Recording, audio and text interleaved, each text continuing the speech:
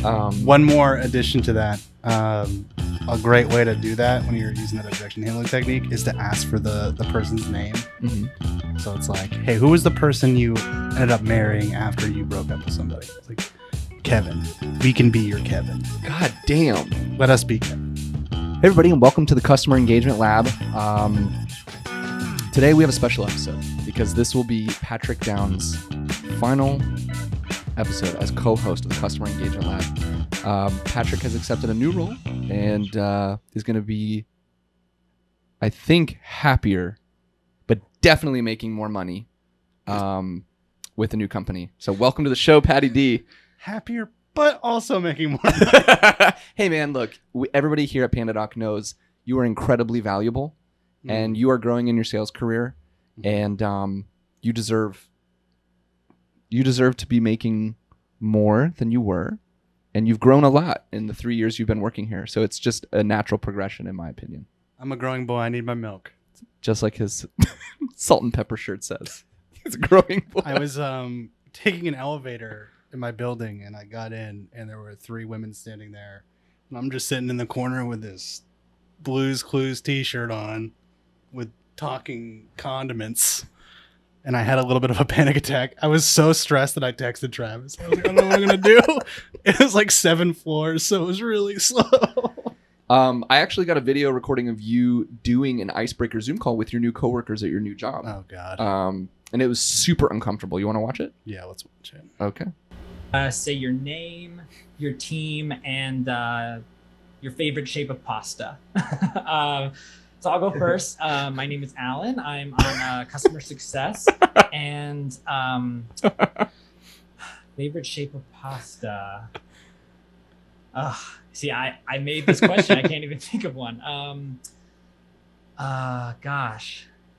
Look at the coworkers' faces. No. I almost said triangle, but that doesn't sound right. I really can't.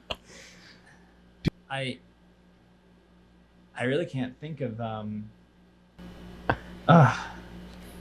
Sorry, guys. I don't have an answer for this question. People just start leaving the Zoom call. Dude, the comments were so good for this one too. Why didn't they give him a pasta shape? Somebody wrote, "Why did nobody help?" Yeah. And then somebody wrote, "This video made me want to get off my phone and get back to work, so thank you." Nice. The next one, everyone's sitting there like emoji eyeball, lips emoji eyeball.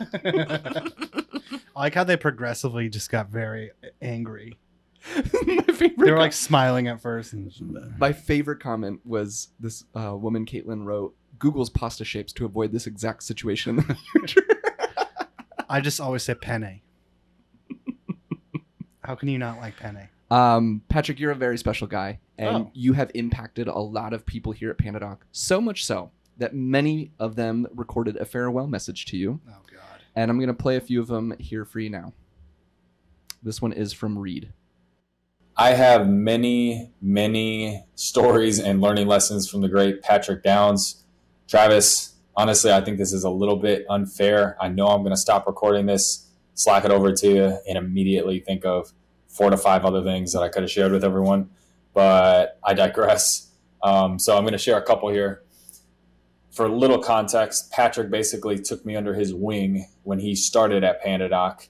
I was a very green, completely new account executive, and he had a sales background and was giving advice that I just really never heard before and took to it, and it was extremely helpful. So we would try to meet multiple times a week. At that point, we were on opposite sides of the country, San Francisco, St. Pete, Florida.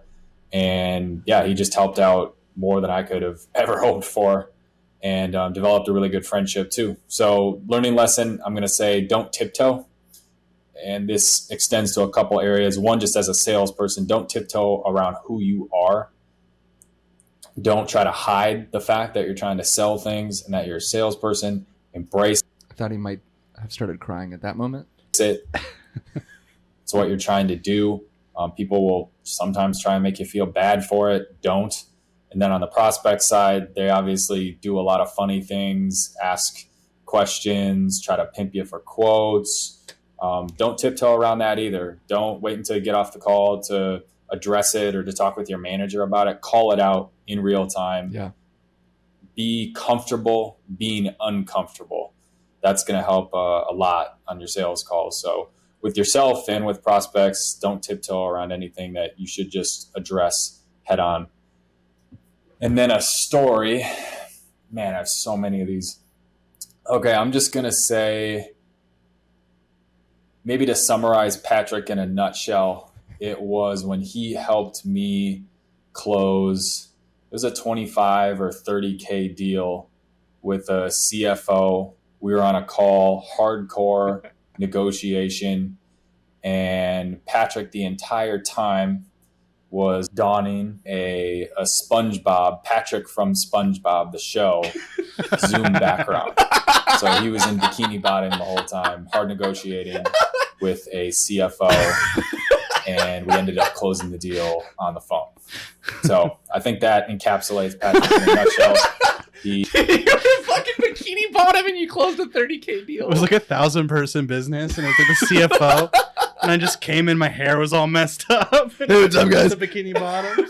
He's funny, hilarious, has a great sense of humor, but he's also a savage and an expert salesman. Fuck yeah. That was really nice. Wish I could share more. I know you guys are probably short for time, so hope this helped everyone. And Patrick, best of luck with what's to come. We'll get dinner soon, no doubt. Oh, Thanks, Reedy. That was a good one, right? That was really nice.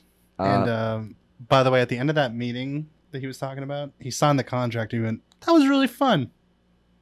The customer? The CFO was like, "I don't usually have that much fun doing this." What a fucking psycho. And I was like, "Wow."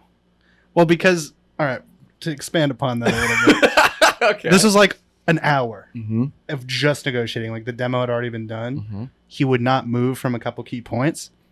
So he had one of his managers come into the Zoom call while we were talking, Mm-hmm. and then have him try to help negotiate with me because I wasn't moving, and they really wanted to move forward, but I wouldn't go down on something. And we were just like kind of laughing because he was like, "I need you to do this." And I was like, "I'm just not going to." And he was like, "Well, I'll sign right now if you do it." And I was like, "Well, I'm just not going to do it. So what should we do?" And then he was just like, "I don't know." I've never, Because I want to do this, but you won't let me. I'm like, "Oh, well, you just have to sign it as is." And he was like, I won't. And I was like, "What should we do then?" And eventually he was like, "All right, fine." find ourselves And in they a just- stalemate. It's just an hour of that. And then eventually he goes, "All right." He just signed it. This next one is from Jan. Oh, God. Jan is our marketing operations and has been with PandaDoc for a number of years. And this one is from him. So let's play it. Oh, Mr. Quinn. Patrick, I know we were formerly coworkers, but we have spent more time together watching Shia LaBeouf films than we have spent on one-on-one Zoom calls together. And I wouldn't have it any other way. Even though you're allergic to fish, your diverse knowledge of strip lining techniques and 2018's Aquaman cannot be replaced, and your impact on the Florida culture will be missed. But more seriously, thank you for growing with us in PandaDoc's adolescent years, and thanks for being my friend, especially after I catered Pacific Calendar to the office every week for 2 quarters straight. God, I love fucking Jan so much. The fact that he brought my love of Aquaman into the fact that I'm allergic to fish is so funny. All right, this next one is from Jed, The goat. the goat. On a serious note, Patrick taught me basically everything I know about LinkedIn, building your brand on there, and that sort of stuff. But on a more personal note, he taught me a lot about good music. I swear, like half of the songs I listened to today, Patrick showed me. So he has probably the best music taste of anybody I know. Can't lie. Damn. Shout out Patrick. He's the man. I'm going to cry. That's the nicest thing you could say about me, is that I have amazing music taste. I take great pride in it. This next one is from Brian. Oh, man. Thank you, boy. I'm going to text him. So one of my first and one of my favorite and one of my most awkward experiences with Patrick was when one of the first few weeks when I started at PandaDoc, Patrick and I used to go on walks around downtown St. Pete and go and just train and do some role playing. And one of the times Patrick was trying to teach me the objection handling framework. And he told me a story about how he was at his old company. He was talking to this guy, and the guy's objection was something along the lines of like, hey, I've been burned buying software in the past. So Patrick being Patrick, he pivoted to asking about this guy's dating life. And it turned into the guy just got a divorce. And Patrick was able to think on his toes. And he brought up like, well, you're not going to give up on dating and finding true love. Jesus. And he was relating that to buying software from Patrick. Being that, hey, you got burned in the past doesn't mean you're never going to buy software again. And this was one of the probably third or fourth week of me knowing Patrick. And I was just completely mind blown that A, someone could think on their toes like that. And B, like he was able to think that abstractly and still get the deal.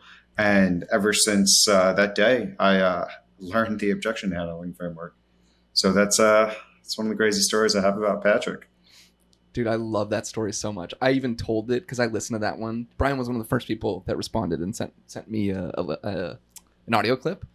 And I shared that with my fiance, and she was like, God, I fucking love Patrick. And I've never even met him. One more addition to that. A great way to do that when you're using that objection handling technique is to ask for the person's name. Mm-hmm. So it's like, hey, who was the person you ended up marrying after you broke up with somebody? It's like, Kevin. We can be your Kevin. God damn. Let us be Kevin. I love that. Yeah. This last one is really sweet, and it's from Kim. Kim was our office manager when we still had an office. And she has since been promoted and works on the HR team. And this is Kim's clip. I don't have one specific memory of Patrick, but I actually have just several memories of just seeing him around the office. And he just has such a kind heart. And he's just so sweet. And I just love Patrick. I'm really going to miss him. I almost fucking cried right now. And it sounded like she had to stop recording because she got too emotional. She's so sweet. I'm gonna cry too. Oh, okay. Anyway, you're really special to a lot of us here. Thanks, and we're gonna miss the fuck out of you. And the audience and your friends who listen to this podcast are probably curious about where you're going and what caused you to make a career change at this moment. And I know from our conversations that a big professional goal for you was to become a VP of sales. Mm-hmm. And eventually wanting to liquidate all your stock and just consult for the rest of your life. But tell us about like the decision and your professional development. Yeah, I want to be liquid. Well, my long-term goal is to be a consultant. I want to live the life of Mr. Scott Leese, who was on a recent episode. Fuck yeah. And just do all the things that you would need to do to give somebody advice. Mm-hmm. And I felt like I didn't have experience in mid-market or enterprise sales because I've mostly been in transactional sales. And I just felt kind of stagnant in that and that I wasn't really learning. And I'm like, okay, if my end goal is to learn a bunch of stuff to do my own thing and I'm not learning anything right now, I need to be somewhere where I could do that.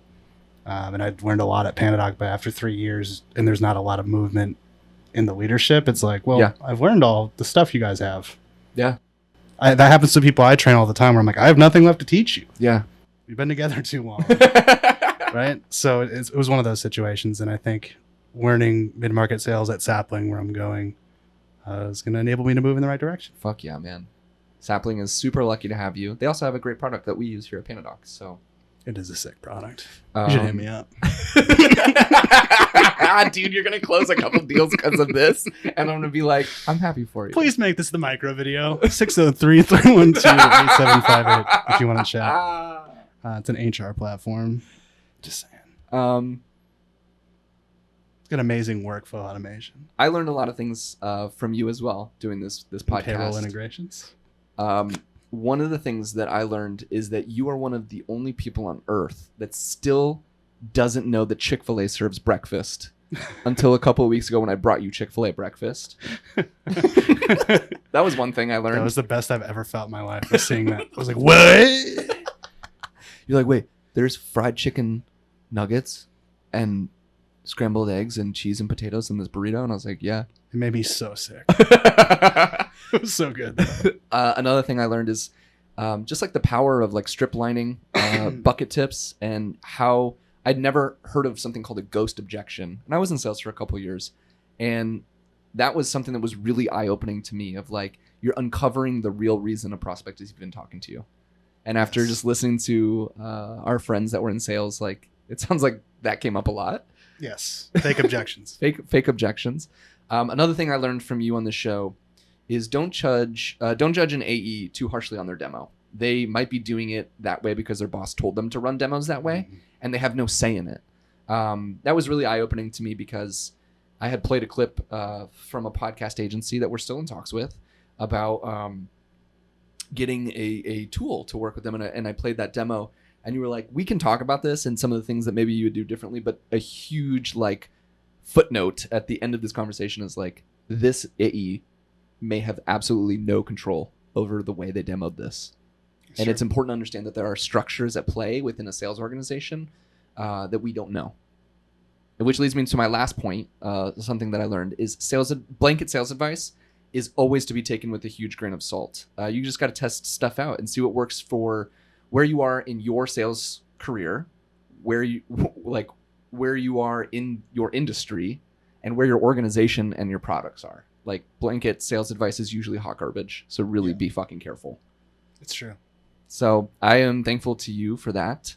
And then in the last segment, as we come to a close here, I wanted to run down a list of things that you'd like to see us doing more of on the podcast moving forward. So a couple of things that we had talked about were more pre-recorded content and more kind of like goofy SNL segments to react at with guests. Like my Sailor Twift music video with Beth Digital Holland. shorts. Some more digital shorts. Fewer guests on Zoom.